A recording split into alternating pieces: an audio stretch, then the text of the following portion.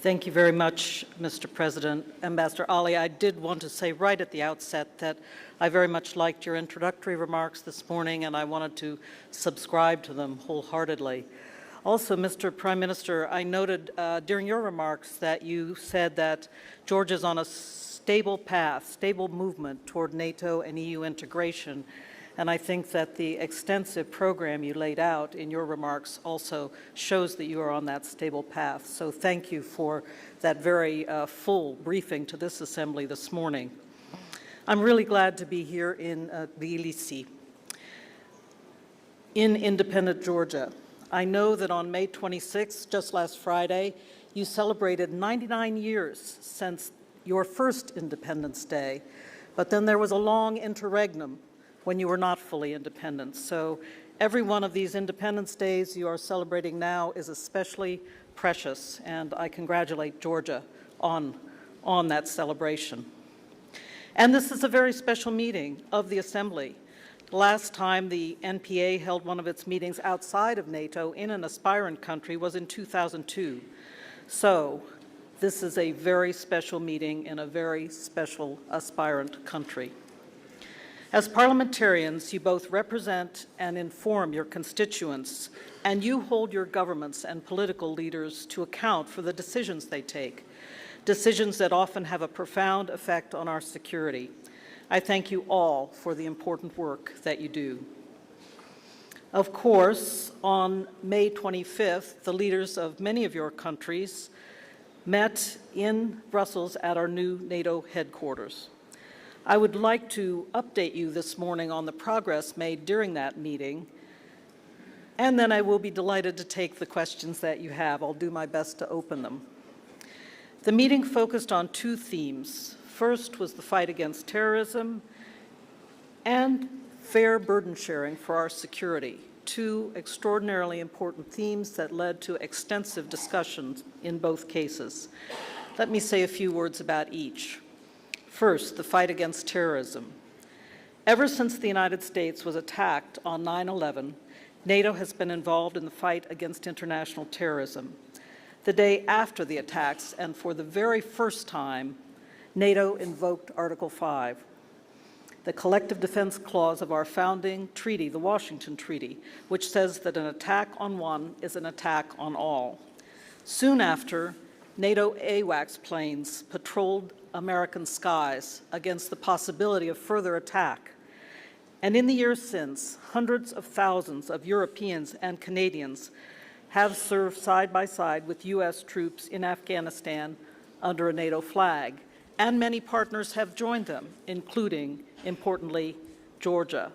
From partner countries, many have served and many have paid the ultimate price.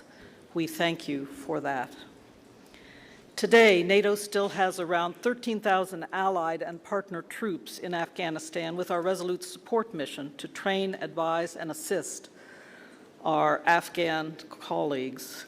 NATO is also supporting the global coalition to defeat ISIL with our AWACS surveillance aircraft. But as the world's premier security alliance, we know we have untapped potential to do more, and that was the topic of our discussion last Thursday.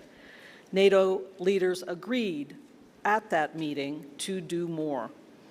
In Afghanistan, our mission will continue and with greater numbers. We will also increase our support for the anti-ISIL coalition.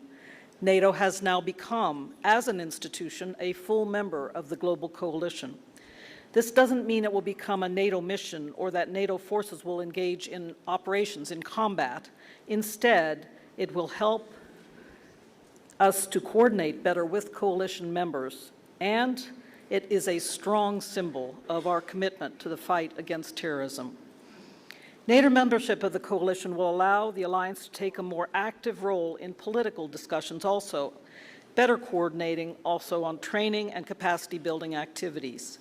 We are already training Iraqi forces to defuse improvised explosive devices in Jordan and in Iraq itself, and they are using that training right now in the battle for Mosul. Our AWACS aircraft will expand their role, helping to improve airspace management, and several allies have committed air-to-air refueling capabilities for these AWACS. Again, I want to underscore for you what an active discussion it was last Thursday as allies stepped forward to provide for more resources, more capabilities for the anti-ISIL coalition. Of course, a vital part of this fight is the fast and efficient sharing of intelligence between allies and partners. To improve this, we are setting up a new dedicated terrorism intelligence unit within our new intelligence division. We are establishing a hub for the South at our Joint Forces Command in Naples to monitor and assess regional threats, including terrorism. And we are looking at how we can make more of our Special Operations Headquarters, which already offers tailored counterterrorism training for our allies and partners. And again, that Special Operations Headquarters has been an important focal point for discussions leading up to the meeting on last Thursday. To help coordinate all of these efforts, the Secretary General is appointing a new counterterrorism coordinator, and that will be announced shortly. The second theme of the Brussels meeting was the fair sharing of the burden of our security and the transatlantic bond. This got a lot of attention, clearly, and I welcome, again, the President, Ambassador Ali's comment that this Assembly is on the front line of that discussion as well. Your role in this matter is extraordinarily, extraordinarily important. The challenges we face go far beyond terrorism. Instability in the South, the threat of proliferation of weapons of mass destruction, cyber attack, and of course, a more assertive Russia. NATO has a dual-track approach to Russia. We are strengthening our deterrence and defense, but we are also engaging in meaningful dialogue through the NATO-Russia Council, which met 3 times last year in 2016 and once so far this year at the end of March. Allies do not seek to provoke a conflict with Russia, but to prevent one and to preserve the peace. Taken together, the challenges we face represent the most dangerous and complex security situation for a generation. That is why in 2014, at the NATO summit in Wales, NATO leaders agreed to increase investment in our defense and to make sure that investment went to the capabilities NATO allies need to maintain our security. Since then, there has been significant progress, and Secretary General Stoltenberg likes to underscore this fact. Since 2014, the cuts have stopped, and we have begun among ourselves as an alliance to increase spending on defense. This trend line is very important now to maintain. To make sure that nations keep up the progress and meet the commitments they made in 2014, leaders agreed last week to publish national plans every year. The plans will have 3 components, again already mentioned this morning by the President, Ambassador Ali: cash, capabilities, and contributions. That is, how much countries are spending on defense, what capabilities they have that NATO needs, and what manpower and other resources they are devoting already to NATO operations. So there are 3 components to that defense investment pledge, and it will be incorporated in the national plans. These plans will ensure that every nation keeps up the momentum, that every nation plays its part, and that burden sharing of our security is shared fairly across our alliance. The first set of plans will be completed and will be discussed at the February Defense Ministerial meeting.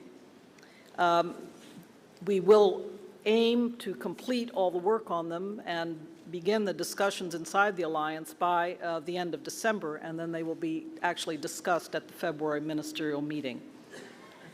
In addition to these 2 main themes of burden sharing and the fight against terrorism, there was a third very important measure at the meeting on Thursday.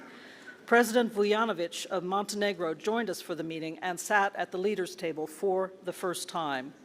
In just a few days, Montenegro will pass the final accession hurdle, submitting its instrument of ratification for the Washington Treaty in Washington, D.C. That will be on the 5th of June, and officially becoming the 29th member of the NATO alliance. We will hold a formal flag-raising ceremony to welcome them on Wednesday, 7th of June, at the NATO headquarters, and I hope, again, everyone in this room will be willing to join in that celebration. It will be an historic moment for the alliance.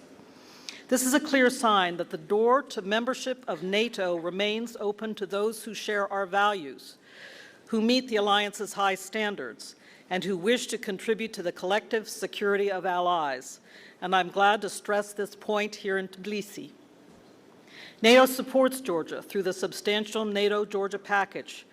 This has two objectives: to bolster Georgia's self-defense capabilities and to prepare it for NATO membership. This aim stands. Georgia is one of our closest and most valued partners.